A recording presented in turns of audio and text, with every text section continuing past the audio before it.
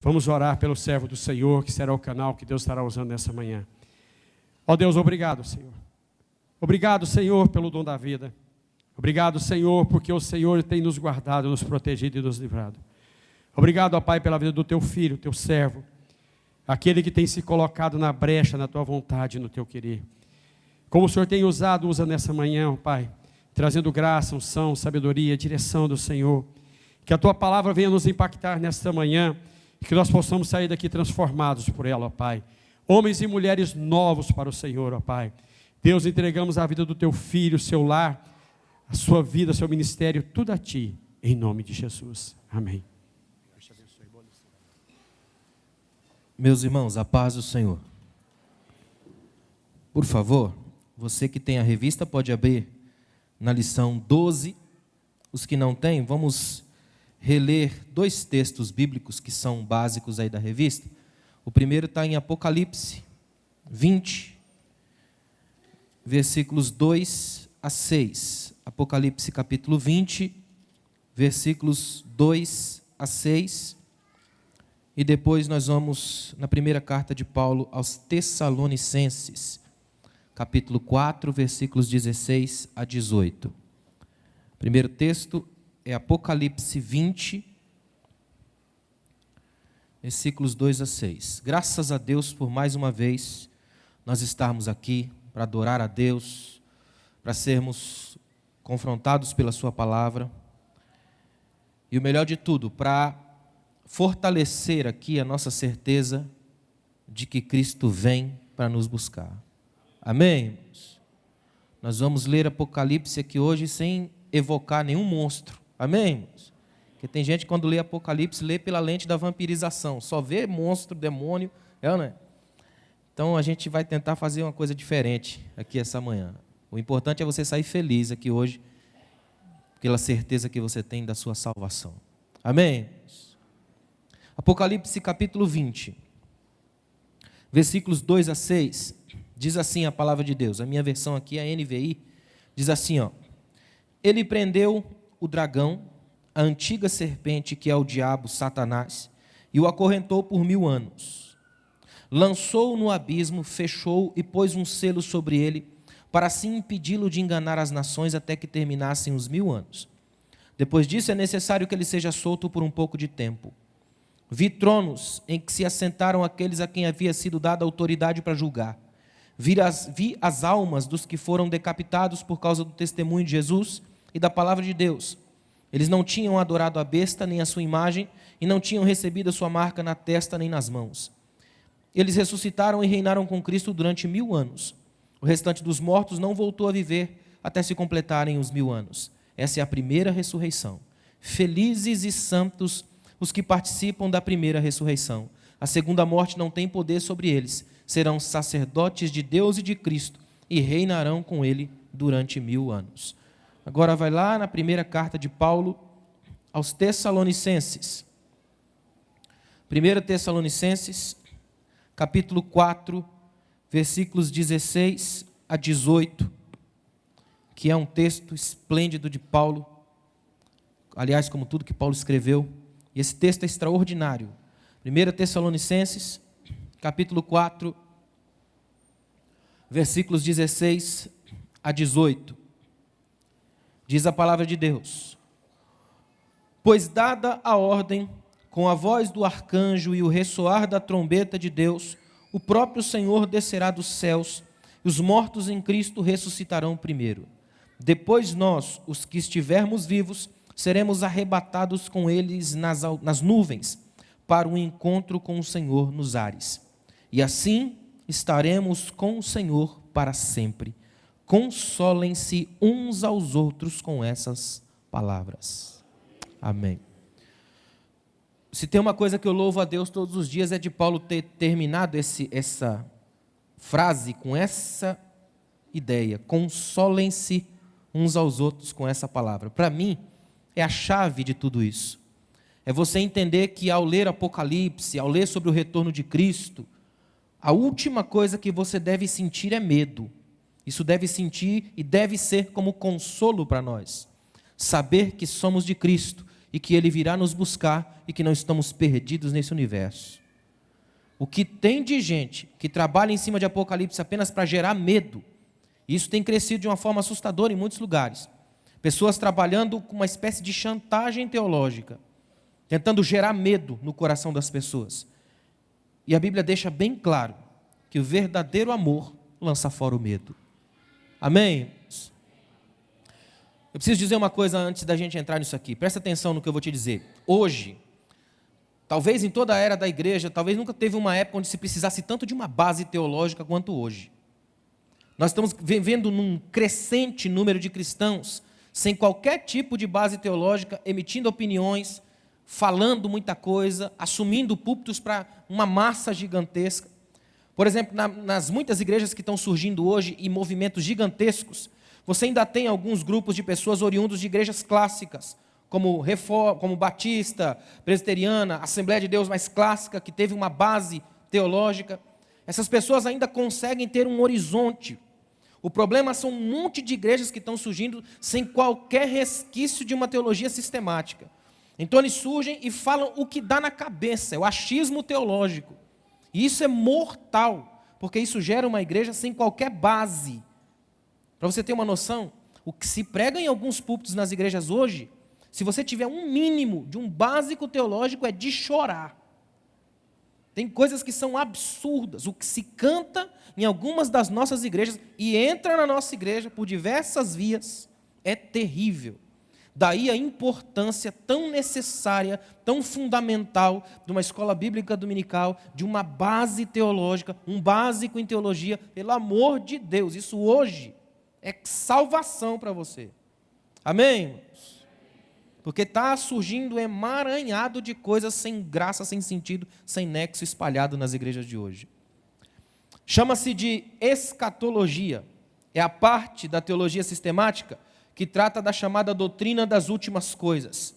É uma área extremamente perigosa, porque ela trabalha diretamente com os mistérios do amanhã. Eu gosto muito de um professor antigo que dizia que quem fala de escatologia tem mais coragem do que sabedoria. É ou não é? Há muita gente hoje falando de uma série de coisas que não são escatologia propriamente dita. Por exemplo, eu crescendo na igreja, eu cheguei a ver durante muito tempo muita gente que bateu o martelo em tantas questões de teologia que a própria geografia do mundo mudou. Quantas pessoas que pintaram os demônios na época, por exemplo, na década de 80, começo da década de 90, até o meio da década de 90, o púlpito da Assembleia de Deus era um púlpito só de escatologia. Vocês lembram disso? E o povo falava tanta coisa que o próprio tempo foi passando e destruindo teses. Primeira coisa que eu quero que você guarde no seu coração aqui hoje. Apocalipse é um livro escrito pela ótica de um pastor, que era João. E um homem que tinha um extremo amor por suas ovelhas. Portanto, a lente ideal para ler Apocalipse não é a do medo, do terrorismo nem da chantagem. É a do amor pastoral. João, além de ser um pastor tremendo, tem toques muito grandes de poesia. Ele sabe escrever com muita qualidade. É um homem que viveu com um amor tão extraordinário no peito, que em nenhum momento o que ele está querendo fazer é criar monstros e quimeras. O que ele está fazendo é demonstrar toda a profundidade da revelação de Deus pela ótica de Cristo. Como dizia Lutero, o único meio ideal para se ler as Escrituras é procurando Cristo em cada frase.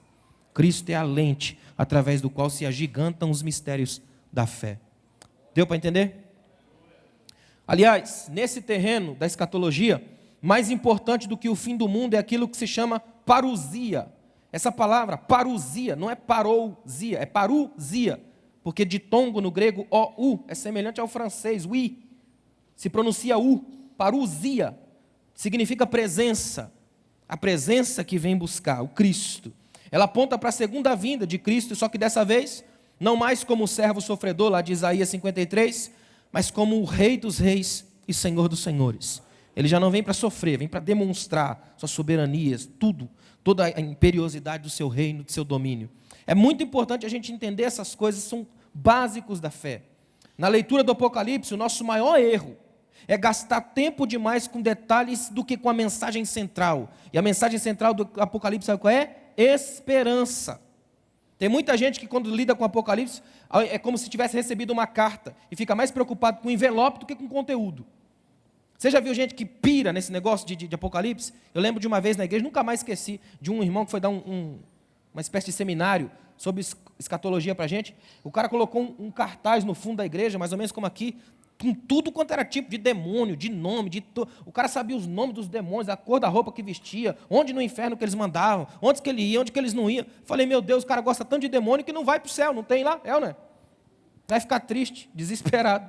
Tem gente que faz isso, cria uma escatologia monstruosa, perigosa, e isso aqui, em nome de Jesus, essa manhã, nós precisamos quebrar. A maior alegria nossa aqui hoje é que somos salvos em Cristo Jesus, e para nós, o Apocalipse é esperança, telas mais lindas pintadas por Deus, nosso Cristo virá. Nós trabalhamos hoje, infelizmente, na chamada igreja brasileira, muito mais com o que a gente chama de imaginação escatológica, que é a espécie de arte de ver o que agora é invisível, do que com a realidade escatológica. E o pior é que isso está entrando numa crise. Um escritor chamado A.W. Tozer, que morreu em 1963, num livro dele chamado O Poder de Deus, tem um capítulo, que o título do capítulo é Por que somos indiferentes ao retorno de Cristo? Nesse capítulo, sabe o que ele afirma? Que a esperança da vinda de Cristo estava quase morta entre os cristãos dos dias atuais. E olha que ele morreu em 1963. Naquela época, ele já percebeu um declínio nos cristãos em relação à alegria de esperar o retorno de Cristo. Sabe o que ele disse? As pessoas até creem nessa doutrina, mas lhes falta o que ele escreveu como jubiloso elemento pessoal, ou seja, o anelo ardente pela concretização da promessa. Traduzindo isso aqui para hoje, eu não quero que você fale aleluia e glória a Deus. Pensa, olha para mim. Você, sentado aqui hoje, de manhã, 20 de dezembro, você de fato espera o retorno de Cristo? Você se prepara para isso? Porque se Jesus vier hoje, ele estraga seus planos. Já pensou nisso? Por exemplo, você que não casou, se Jesus vier hoje, você não casa. Se Jesus vier hoje, ele acaba com seus sonhozinhos que a gente fica trabalhando a vida inteira, o ano todo na igreja, para possuir. Ele acaba com tudo isso. Você quer que ele venha? É que a gente não para pensar nessas coisas, né? A gente imagina que Jesus vai respeitar as nossas agendas, nossos prazos. E aí quando a gente estiver assim, relax, quase no final da vida, quase apertando o botãozinho vermelho, a gente fala, agora pode vir, Senhor, que agora eu já curti tudo que tinha. E não é bem assim. É importante ter no coração e na alma o anelo ardente, o desejo ardente pelo retorno de Cristo. É entender, como disse Paulo, que a nossa cidadania é dos céus, que nós vivemos aqui em estado de partida, de despedida, sabendo de uma vez por todas que este não é o nosso lugar e uma hora seremos arrancados daqui para a honra e glória de Jesus.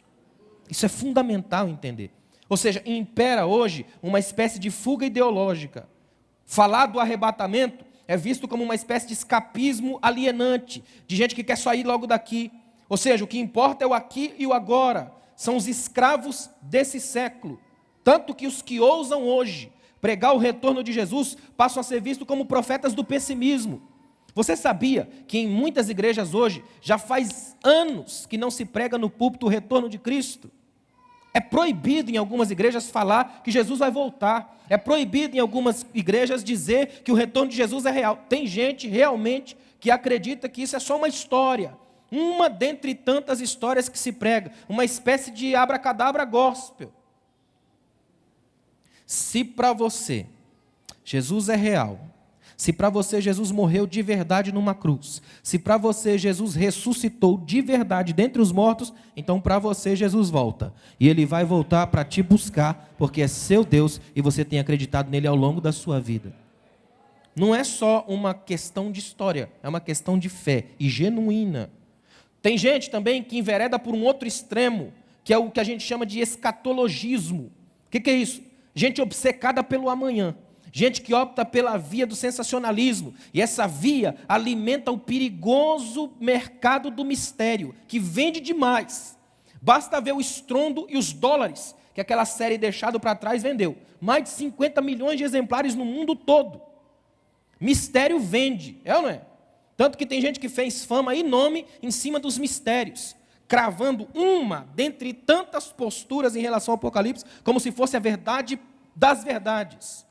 Gente vendendo muito do mistério. Porque hoje, escuta o que eu vou te dizer, se tem uma coisa que é fácil na igreja evangélica brasileira, é mexer com o emocional das pessoas. É fácil.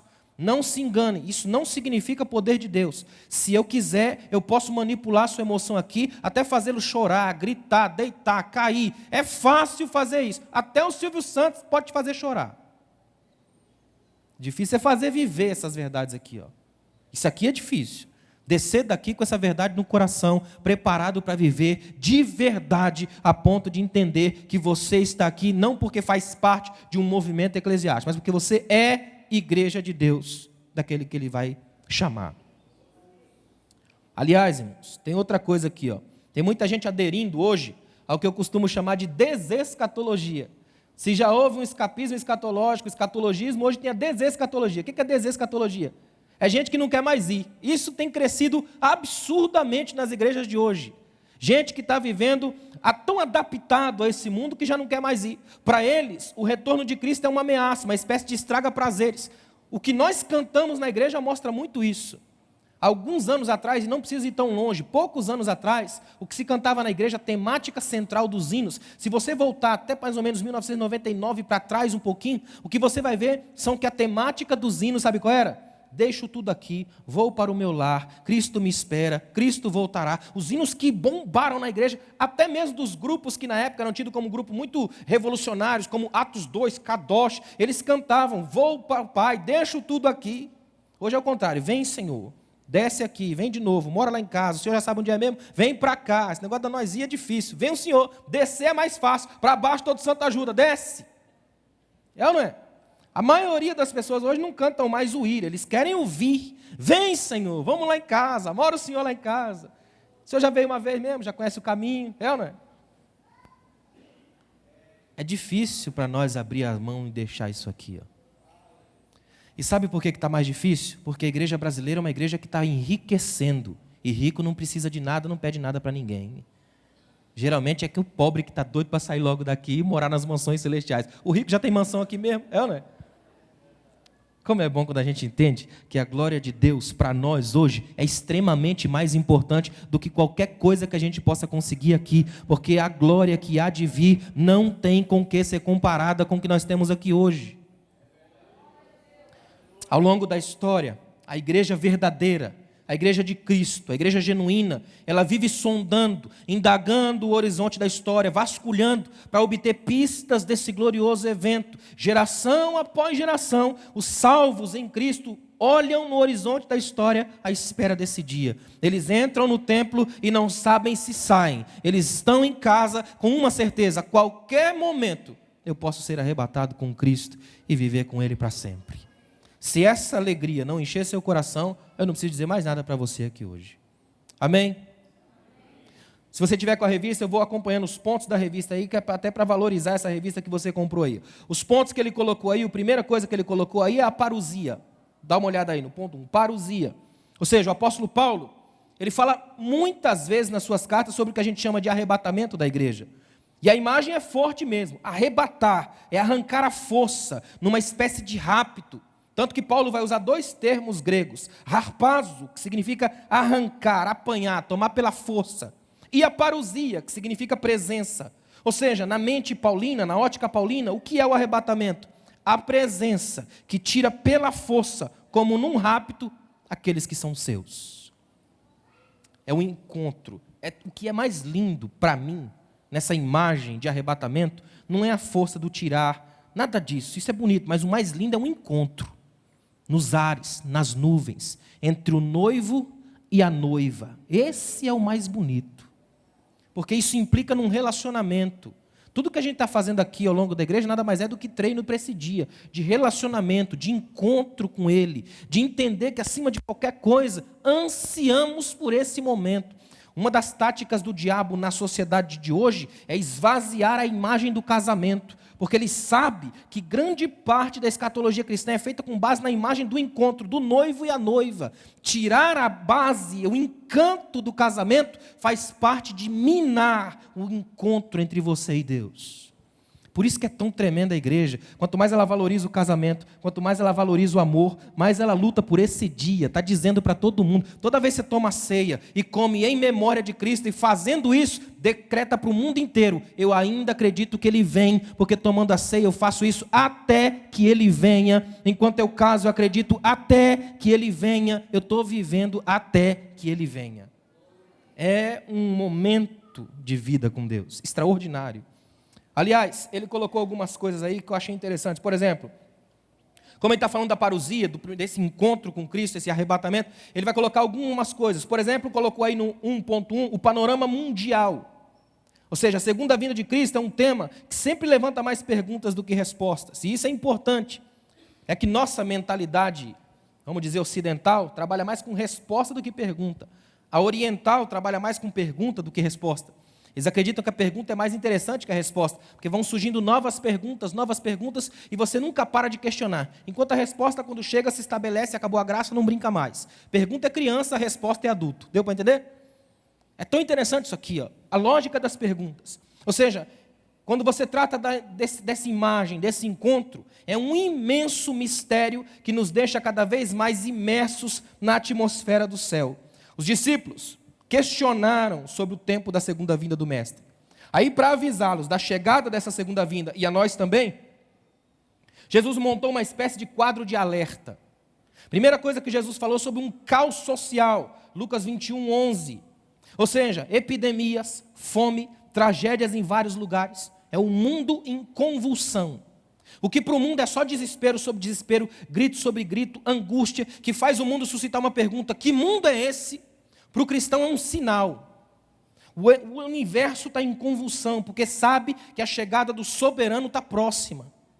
Então começa um universo em crise, em confusão, uma série de coisas. Seja sincero, nos últimos 10 anos o que a gente mais vê é isso. Quanto tempo faz que o sorriso não é manchete de um jornal? O que você vê hoje é epidemia, morte, tragédia, nação contra nação, reino contra reino, filho, contra pai. É ou não é? Por todos os lados. Isso para nós, como cristão, não é motivo de alegria só. Não é para a gente ficar alegre, dizendo, graças a Deus, o mundo está em confusão, mas nós estamos protegidinhos aqui como um clubinho da fé. Não. É entender que a coisa está ficando complicada no mundo, a nível mundial, convulsão. Portanto, para mim, como cristão, o primeiro objetivo meu é continuar vigilante, fiel, cada vez mais orando, cada vez mais consagrado, porque essa coisa no mundo inteiro está fazendo tudo borbulhar. E eu preciso manter fiel.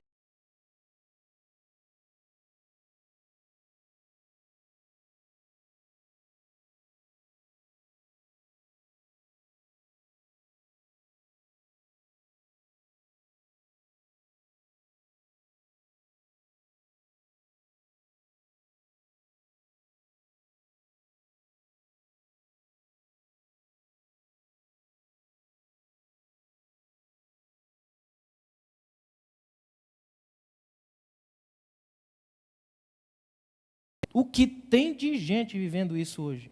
Uma fé tão frágil, tão pequena, tão fácil. Sabe por quê?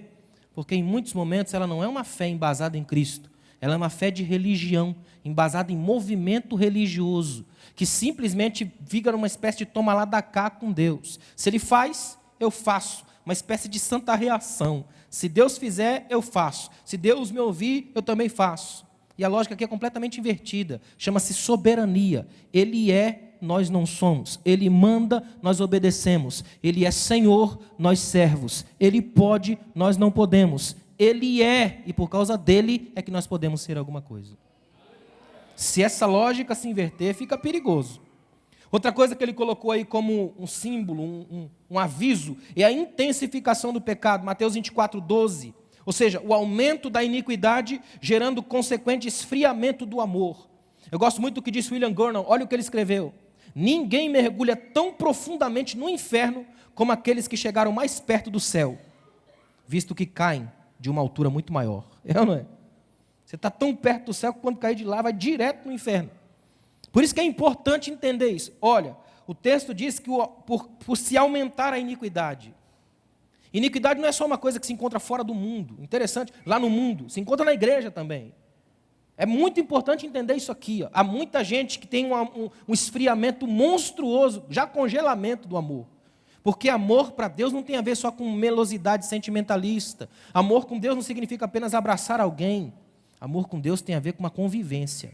E essa convivência é que é complicada. Porque é na convivência que a gente conhece quem é quem. É muito sério isso aqui. Igreja não é um ajuntamento, é relacionamento. E relacionamento é um negócio dificílimo. Tanto é que ao longo da história é raro algum movimento onde você tenha visto um relacionamento, vamos dizer, quase que perfeito. Sempre há crise, sempre há problema. Juntou duas pessoas, há um elemento de discordância, de conflito, de confronto. Daí a importância de se entender fundamental de viver isso aqui, ó. Uma relação sincera, honesta. Porque nessa relação honesta, a tendência do amor é se aquecer. Quer ver o amor esfriar? É quando a relação começa a ser de suspeita, de desonestidade, de levar alguma vantagem de um sobre o outro. Aí isso faz com que aumente a iniquidade e esfrie o amor. Deu para entender? Depois ele fala também, como um dos sinais, a manifestação do anticristo. Segundo Tessalonicenses 2, do 1 ao 12, é o melhor texto que Paulo fala sobre isso. Paulo diz que o anticristo vai ser revelado antes dessa parousia. E mais interessante, escuta isso aqui, ó. Alguns estudiosos chegam a dizer que o anticristo age sempre motivado pela imitação. Ou seja, seu aparecimento nada mais é do que sua tentativa de criar o próprio apocalipse. Ele se acha uma espécie de Messias rival. Por isso vai fazer da sua aparição uma outra parousia. Pode-se dizer assim, que da mesma forma que Cristo está oculto, mas logo aparecerá, assim também o chamado homem da iniquidade, o iníquo, está escondido, mas será manifestado. Isso estabelece uma relação próxima entre a vinda do anticristo e a vinda de Cristo. Ou seja, uma antiparousia antes da parousia. Na mente de Paulo, o iníquo tem uma espécie, se Deus é trindade, o iníquo tem uma espécie de falsa trindade. A besta, o anticristo e o falso profeta. Não é à toa que seu número é 666. O tríplice fracassa em tentar ser 777. A suprema perfeição de Deus. Até nisso ele falha. É tão importante a gente ter essas noções tão pequenas, básicas. Eu estou até rápido, porque numa simples aula como essa, não tem nem como a gente entrar nisso. É imensas coisas sobre isso. Mas o fundamental é que você mantenha aqui hoje em estado de alerta. Isso é o fundamental. Por que estado de alerta? Porque a fé cristã que não se faz vigiando, dorme.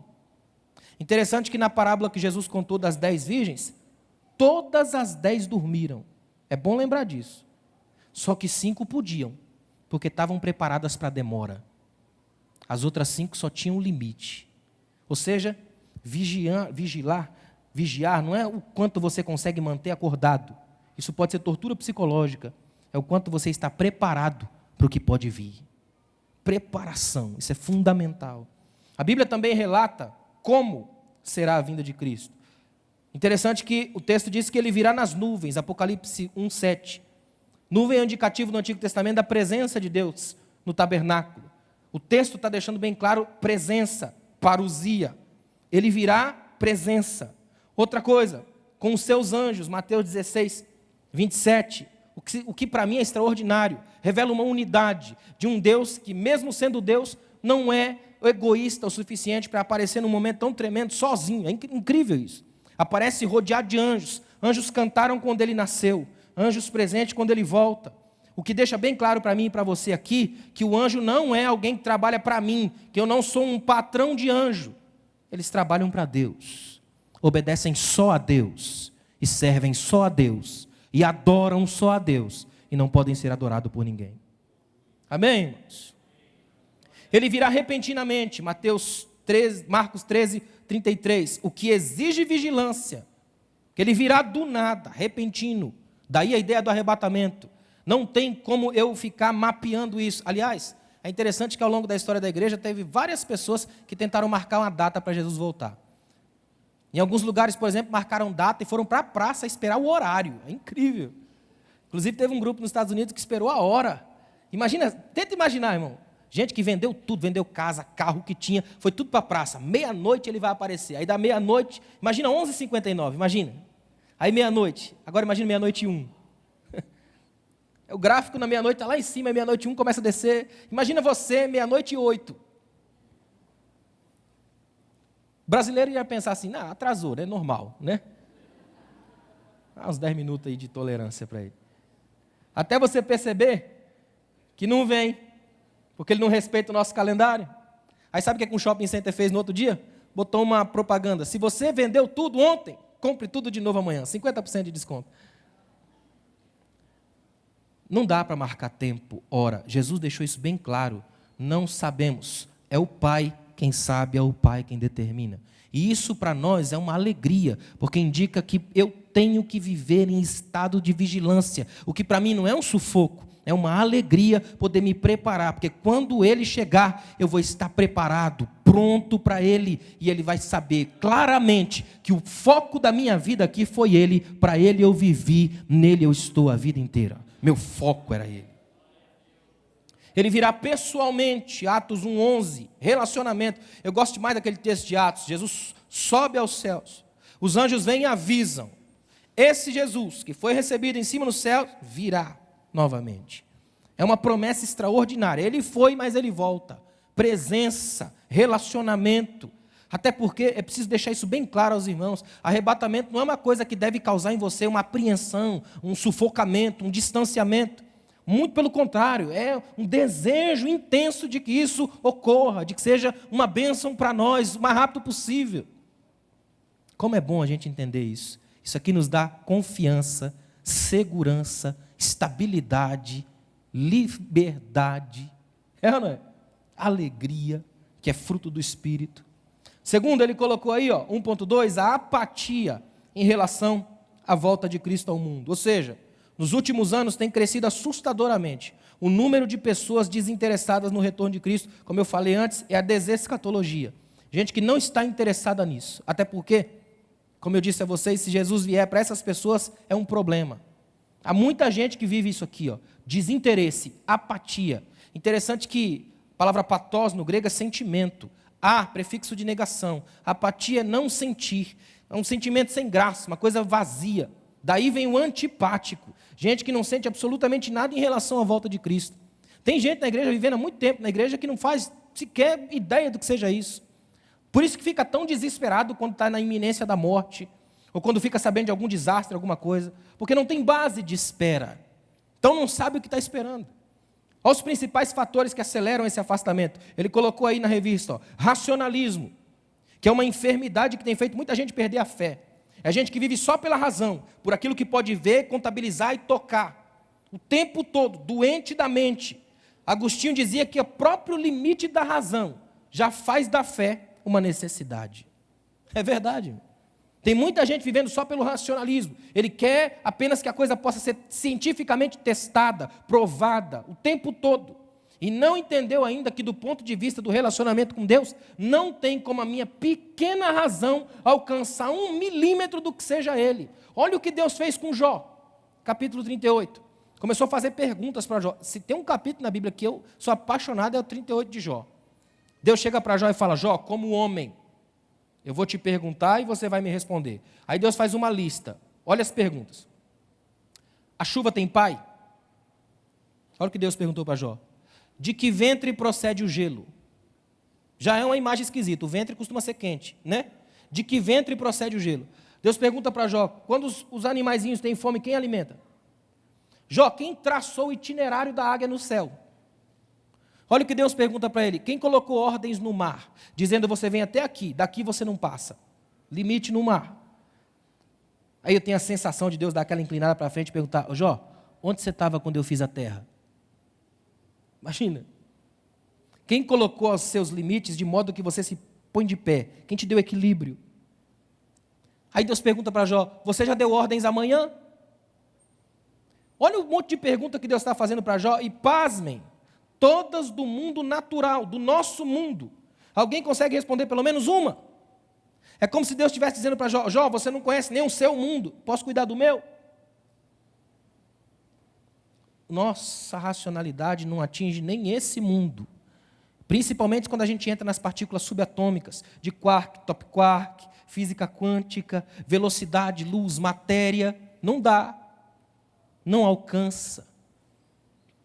É por isso que a nossa fé não é uma fé tola. É uma fé que entende que nesse ilimitado eu prefiro me entregar a Deus a tal ponto que eu sei que em seu tempo oportuno Ele me esclarecerá, porque não é de seu feitio me deixar na confusão. Então o que eu preciso saber, Ele me dá, através da sua palavra, a razão para a minha fé ser genuína, sincera. Outra coisa, outra doença que ele colocou aí, é a falta de regeneração. Ou seja, muitos estão na igreja, mas não no corpo. São cristãos nominais. Para esses, o retorno de Cristo é uma doutrina incômoda. Olha o que Paulo disse a Timóteo: tendo coceira nos ouvidos, cercar-se-ão de mestres. É de mestres. É gente que vai atrás de teologias. Cercar-se-ão de mestres, segundo as suas próprias cobiças. Se recusarão a dar ouvidos à verdade, voltando às fábulas. É gente que a verdade incomoda. Gente que não foi transformado, regenerado, que não entendeu ainda que estar no corpo de Cristo é extremamente, muito mais fundamental do que fazer parte de um movimento religioso, igrejeiro, placa de igreja. Hoje tem crescido um número muito grande de igrejas que, sem qualquer base teológica, também não pregam absolutamente nada sobre missões, porque missões é um dinheiro que vai, mas não volta, e que também não consegue pregar absolutamente nada sobre o retorno de Cristo, porque quando Cristo vem, isso aqui não tem mais sentido. É ou não é? Então, pregar a missiologia ou pregar o arrebatamento, a escatologia, é tirar todo o sentido de ser dessas igrejas. Então eles permanecem como igreja por quê? Porque entra dinheiro, porque sai dinheiro, porque movimenta. Eles trocam escatologia, eclesiologia e missiologia por economia. É simples assim. Porque o púlpito foi trocado, em lugar de púlpito, virou um balcão. Pregadores substituídos por vendedores. E o crente virou cliente da fé. A falta de regeneração leva uma igreja a se transformar num aglomerado de gente, cujo único objetivo é tomar posse, decretar, pegar e sair por cima. A igreja genuína é o contrário. É libertar, abrir mão, doar, dar, amar e viver para Ele, porque Ele volta para buscar os que são seus. Outra coisa que ele colocou aí, ensinos equivocados e imaginosos. Preste atenção nisso aqui, Quando a imaginação fica maior do que a revelação, tem-se confusão. Se a imaginação fica maior que a revelação, você tem confusão. E há muita gente despreparada, ensinando e enganando a muitos. Eu preguei aqui quarta-feira sobre isso, convicções equivocadas. O que tem de gente vivendo isso aqui? Você já viu gente que fica doida pensando nesses negócios aqui? Pra você ter uma ideia, eu tinha um dado antigo, se não me engano de 2005, 2004, que naquela época, cerca de 63% da população dos hospícios no Brasil era feito de crente, que pirou geral, imagina. Atrás dessas coisas, tentando saber o que é, o que não é? De gente que fica assim, obcecado, roendo unhas, desesperado com uma série de coisas. Ou seja, o efeito dele, ao ler o Apocalipse, é um efeito reverso. Ao invés de gerar paz, tranquilidade na alma e alegria, gera desespero, angústia e roer de unhas. Alguma coisa está errada nessa lente. A lente pela qual se lê o Evangelho, o Apocalipse, a Bíblia, não é a lente do desespero, é a lente da esperança, da alegria, da certeza de salvação. E aí, eu volto a dizer a diferença que faz uma base teológica verdadeira. Tem muita gente na igreja que não faz ideia do que seja salvação. Tem muita gente na igreja que não faz ideia do que seja graça, meios de graça, regeneração, batismo, santa ceia. Eles não fazem ideia do que sejam isso, porque eles entraram na igreja e acharam que é só ir no movimento. E quem vai no movimento é levado por ele. Quem está em Cristo não é levado para lugar nenhum, porque ele está na rocha e a sua base é Cristo e ele é sempre levado para a palavra. Coloque a palavra em primeiro lugar. Tudo isso coopera para a apatia em relação ao retorno de Cristo. Por isso é tão importante vigiar. 1.3, olha o que ele colocou aí, uma pergunta muito importante. Por que Cristo vai voltar à Terra? Quando o assunto é escatologia, é muito mais importante fazer as perguntas certas do que cair no erro de ficar fazendo perguntas sobre tudo menos o essencial. As perguntas certas guiam o texto. E essa é uma delas. Por que Cristo vai voltar? Agostinho disse uma frase tremenda. Ele disse que aquele dia permanece oculto para que nós possamos vigiar todos os dias. É importante entender isso. Quando a gente olha para isso, essa pergunta parece uma pergunta simples, mas não é não, né? Por que Jesus vai voltar? Você já pensou nisso, na sua vida de igreja? Por que Cristo vai voltar? Por exemplo, uma pergunta que é muito séria, pouca gente se faz, mas deveria fazer, é por que eu, aqui hoje, sou chamado como igreja? Muita gente não sabe disso, não faz ideia do que seja ser igreja. O ser igreja. Uma das maiores crises da igreja hoje é da eclesiologia, de não saber quem é, não saber sua missão no mundo, não saber o que está fazendo aqui. Daí nós temos os evangélicos nominais, aqueles que na nossa linguagem de culto são os domingueiros, só aparece aqui no domingo para dizer que está vivo e uma vez por mês na ceia para jantar com Jesus. Ele confundia a igreja com o restaurante de Deus, né? Daí então a importância de entender quem é a igreja. Por que Jesus voltará? Ele colocou 3 coisas aí. A primeira, para cerrar as cortinas da história, para fechar tudo. Ou seja, é o autor entrando em cena e fechando a peça no palco. Ele vem para fechar a história. O homem moderno acha que a vida se limita ao ciclo cronológico. Ele nasce, cresce e morre.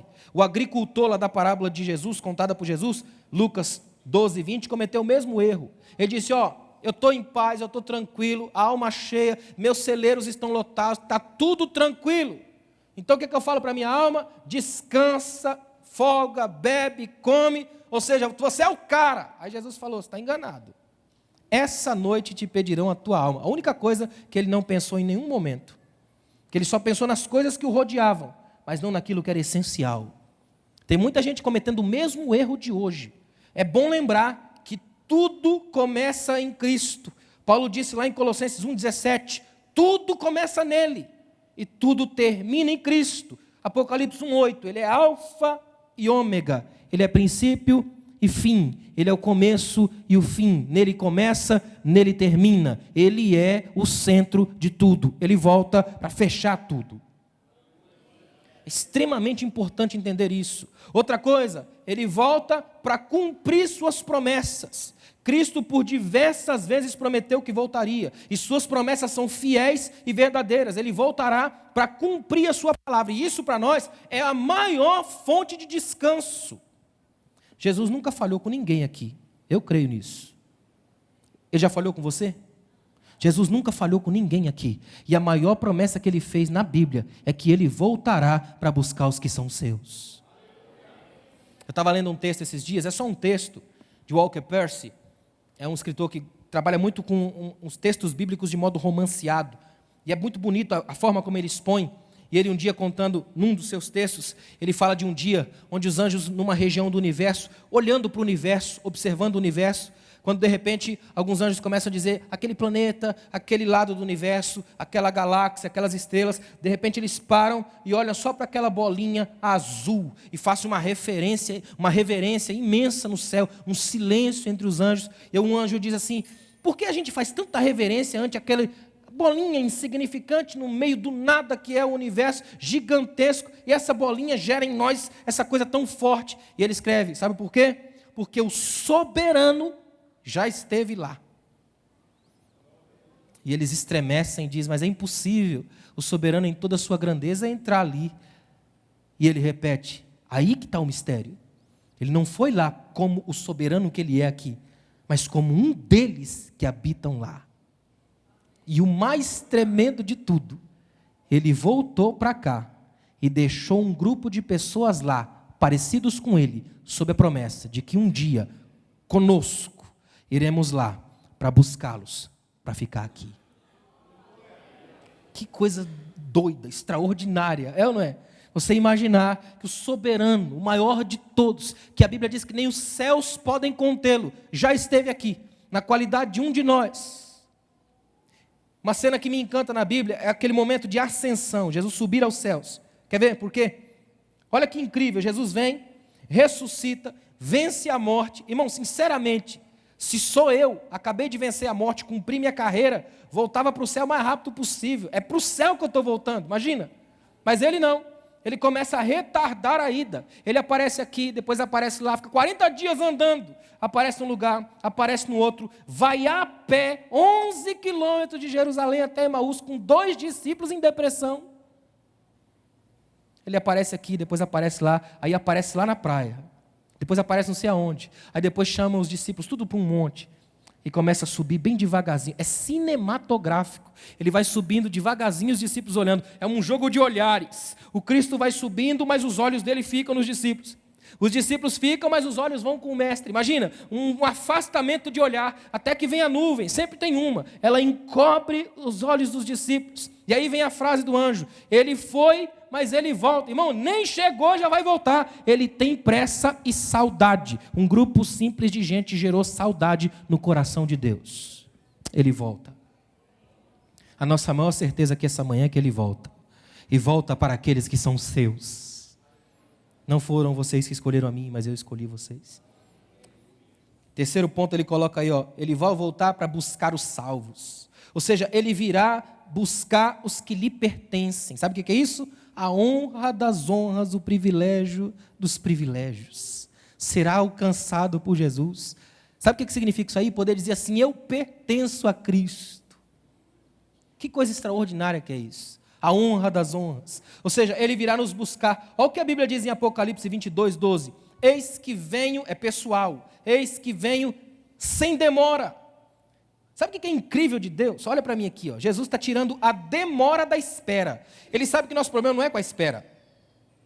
Na verdade, a gente não tem problema com a espera. Nosso problema é com a demora, é ou não é? Se você espera e sabe que o cara vem, que é pontual, você espera tranquilo, é ou não é? Agora, quando você espera que sabe que atrasa, ou que tem a mania de marcar, mas não ir, fica difícil. Então, olha o que Jesus faz na sua promessa. É uma promessa que não causa em mim angústia, porque ele diz: venho sem demora. Ele tira a demora da espera para eu poder esperar em paz. Ele está dizendo: eu venho, e quem está falando sou eu. Não vai demorar, só espera que eu vou. Eis que venho sem demora. Tira a demora, a aniquilação da pressa. E ele diz uma frase extraordinária: meu galardão está comigo. Ou seja, tudo gira em torno dele. É pessoal. Eu não estou indo para o céu simplesmente para ouvir Abraão, Isaac, Jacó, andar em rua de ouro, surfar e comer da árvore da vida. Eu estou indo para o céu por causa dele, para andar com ele, para viver com ele, para amar a ele. Ele é o foco de tudo. Tem gente que quer fazer do céu uma Disney sagrada, já viu? Ele faz uma listinha, um checklist. Quando eu chegar no céu, eu vou conversar com Abraão, você está do lado de Jacó, perguntar para Jó se doeu as dores dele lá. Eu quero olhar para Maria, né? Já viu? Crente idólatra, não é? Se o céu para você é só para ver esses irmãozinhos, é melhor você ir lá nos Estados Unidos, dar uma passeada na Disney, né? Ou fazer esse turismozinho sagrado que se faz em Israel. Encher o bolso de pedra, de frutinho lá da árvore, né? Beber umas aguinhas do Jordão, que é suja com sua misericórdia. Agora, se o seu alvo é Cristo, o céu para você é Ele. É o foco da sua vida. É o Senhor em quem você viveu a vida inteira. Ele é o Senhor da sua alma. É para Ele que você vai, porque Ele é o Senhor que te conquistou, que ganhou você, que pagou o seu preço. Ele é o foco. John Owen disse uma frase que eu acho extraordinária. Olha o que ele disse: o Senhor Jesus Cristo não leva para o céu ninguém que Ele não tenha santificado na terra, porque a cabeça viva não admite membros mortos. Ele só vai levar para lá aqueles que Ele santificou aqui. Ele só vai levar para lá os que estão vivos aqui. Só vai levar para lá os que são deles aqui. Você é de Cristo? Você se sente de Cristo? Está preparado para Cristo? Se não tiver, esse é o melhor lugar que tem. Para você começar a falar: Senhor, vacilei, mas graças a Deus que até hoje teve um tempo e eu ainda posso continuar firme, fiel a Ti, adorando ao Senhor. Aliás, é a melhor coisa para fazer nessa virada de ano, né? Muito mais do que falsas promessas que a gente faz todo ano. É poder dizer para Deus de uma vez por todas: o que interessa para mim é a Tua vida em mim. Porque se o Senhor estiver em mim, eu estou livre. Deu para entender? Parousia, presença, retorno, arrebatamento. Depois ele coloca na revista, rapidamente, no ponto 2 aí, reino milenar de Cristo, ou seja, milênio, que é um ensinamento extremamente importante da escatologia e retratado de diversas maneiras, tem infinitas possibilidades. Isso que é o gostoso da escatologia, ela te força a pensar cada vez mais. Aliás, fuja de gente que tem certezas escatológicas demais. É importante entender isso. Tem gente que é capaz de matar você por causa da escatologia dele. Aí vira crente talibã, Al-Qaeda divina. É importante a gente entender de uma vez por todas que isso aqui tem diversas possibilidades. E todas elas com base bíblica. Entendeu? Então é importante demais pensar sobre isso. Bom que nessa revista aí ele colocou um básico. Daí dá para você seguir caminho se você quiser pesquisar. No final da revista tem uma bibliografia. Livro não falta. Se você olha para mim. O irmão lá do interiorzão, longe, na fazenda, que não tem acesso a livro e nem a internet chega lá, eu ainda entendo. Mas você que mora na cidade, rodado de livro, internet, sebo, livraria, você não lê, aí é problema seu. Aí é um pecado chamado preguiça, já ouviu falar? Os rabinos dizem que o diabo tenta todo mundo, mas o preguiçoso tenta o diabo. Imagina. Né? Tem um provérbio judaico que diz que se você deixar um livro aberto em cima de uma mesa, até o vento vira a página. Só preguiçoso não lê. Não é? E se Deus mandou um livro, 66, é porque Ele queria que você lesse. Senão Ele teria mandado um Twitter para você. Meu servo, estou voltando. Hashtag fui. É ou não é? Ele mandou para você um texto imenso, cheio de probabilidades para você mergulhar, para você mexer com o cérebro. Deus está te chamando para usar aquilo que Ele te deu aqui dentro. Amém, irmãos? É que tem gente que realmente não usa, é a tribulação.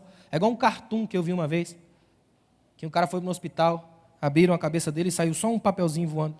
Ele pegou o papelzinho e estava escrito, te devo um cérebro, assinado Deus. Tem muita gente que vive mais ou menos isso. Uma cabeça oca, vazia, não quer preencher, e aí fica aí o tempo todo ouvindo apenas opiniões de terceiros, sem ter a capacidade de mergulhar. Vai na fonte, que o Espírito Santo que te guia vai te dar o entendimento. Amém? Em linhas gerais, para a gente entender o que está aí na apostila aí, ó. Ele colocou as três principais escolas de interpretação do milênio.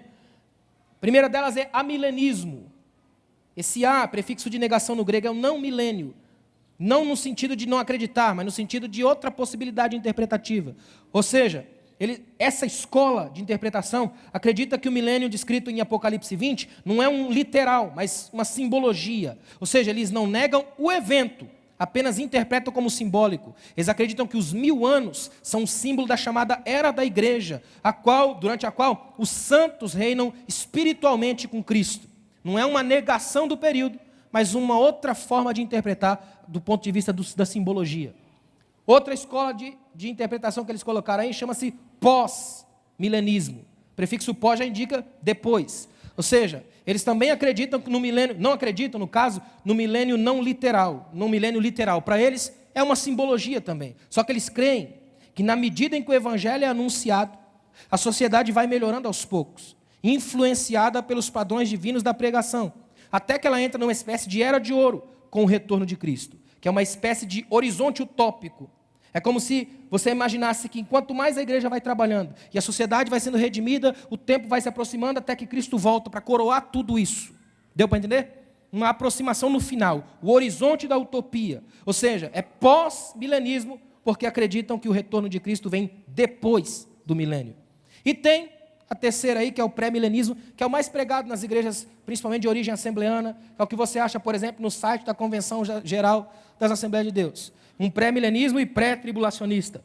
E tem tanto termo aqui, que se eu fosse usar todos os termos aqui, a gente ia sair daqui hoje com dor de cabeça e eu ia estragar o domingo de vocês. Amém, irmãos? Mas olha que interessante, o pré-milenismo eles acreditam que o milênio será um período de 1000 anos, obviamente, em que Cristo governará o mundo, assentado no trono de Davi em Jerusalém, a cidade do grande rei, segundo Mateus 5,35. Esse ponto de vista é chamado de pré-milenismo, porque ele acredita que Cristo retornará à terra antes do milênio. Em linhas gerais, o que o pré-milenismo diz? A maioria das igrejas acreditam nisso. Começa num arrebatamento em 2 fases. Eles acreditam que Jesus vem, primeiro, a trombeta soa, ele vem invisível ao mundo, parousia como presença apenas para os cristãos. A trombeta soa, chama todos aqueles que são seus. Arrebatamento rápido, tirados da terra. Encontram com Cristo nos ares, é um encontro com a noiva na nuvem. Daí vão para as chamadas bodas do Cordeiro, uma vez que é o casamento estabelecido. 7 anos em que aqui na terra está passando por um período monstruoso chamado de grande tribulação. Depois vem a chamada segunda vinda, quando Cristo vem com a sua igreja e se estabelece esse período de milênio para julgar, governar o mundo de um modo extraordinário, estabelecer paz às nações.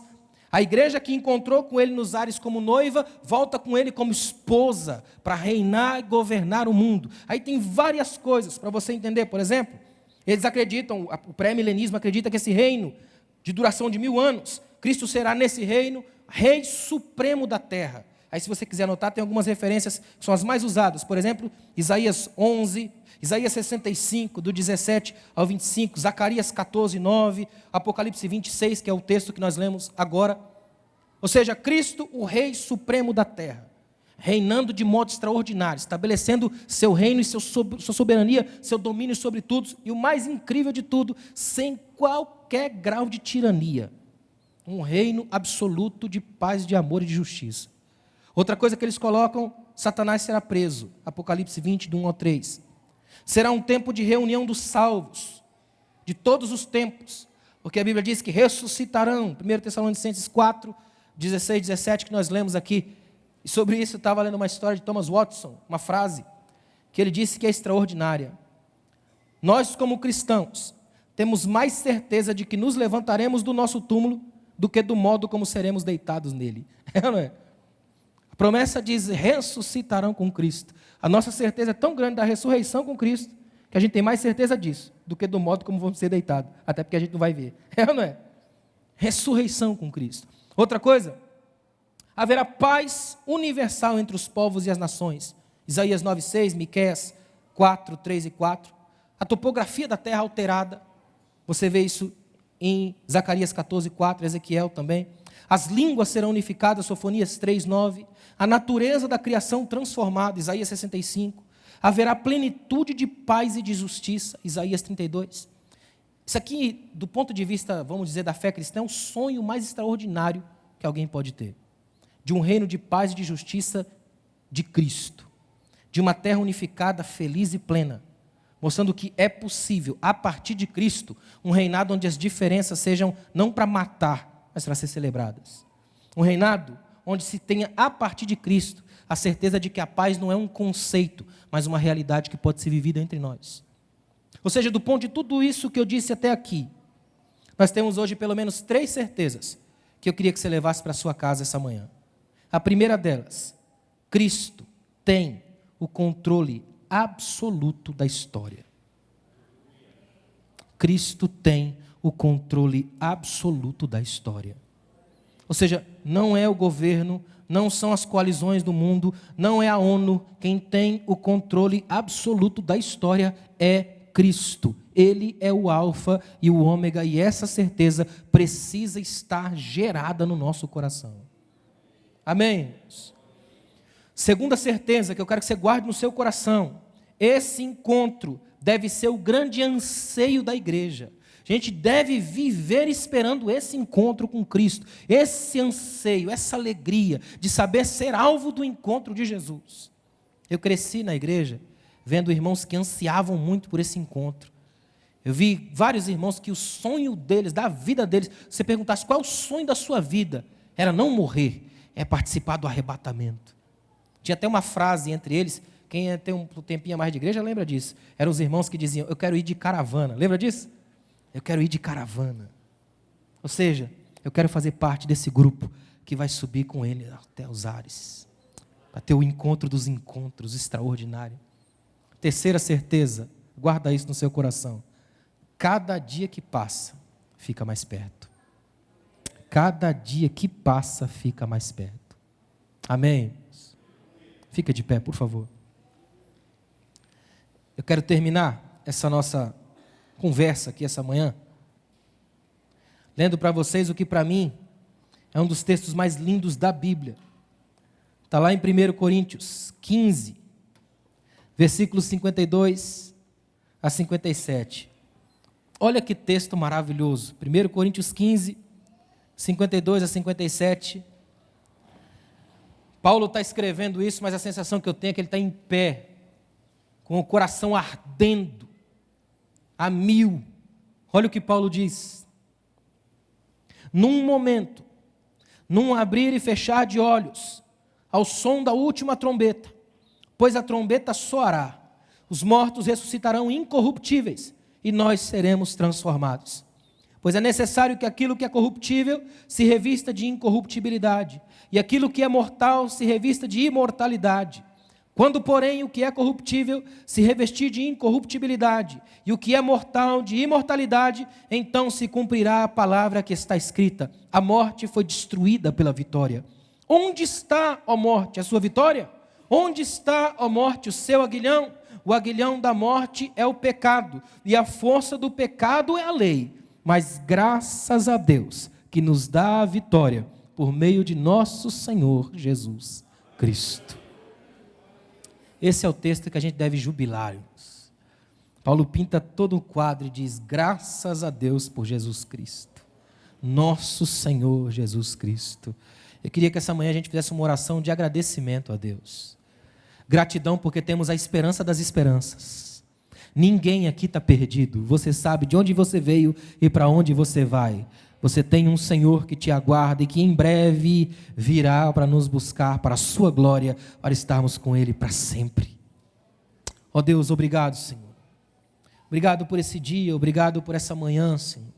Obrigado pelos meus irmãos que estão aqui, que vieram para ouvir a Tua palavra, Senhor. Obrigado porque, apesar de tudo, Senhor, que passamos, apesar dos problemas, das crises, do mundo que vivemos, das convulsões pelas quais passamos, temos a esperança maior que pode existir, do Teu retorno para nós, Senhor, do Teu abraço em nós, porque somos a Tua igreja, o povo escolhido, especial, separado, o povo que o Senhor chamou, propriedade Tua, Senhor. Eu quero Te agradecer por cada um que está aqui hoje, mas acima de tudo, agradecer pelo sangue vertido no Calvário, porque foi por causa daquele sangue que hoje nós podemos estar aqui, livres, felizes, gratos, abençoados, redimidos, restaurados para a glória e a honra do Teu nome, Pai. Muito obrigado, Senhor, em nome de Jesus. Amém. Deus abençoe. Obrigado, pastor.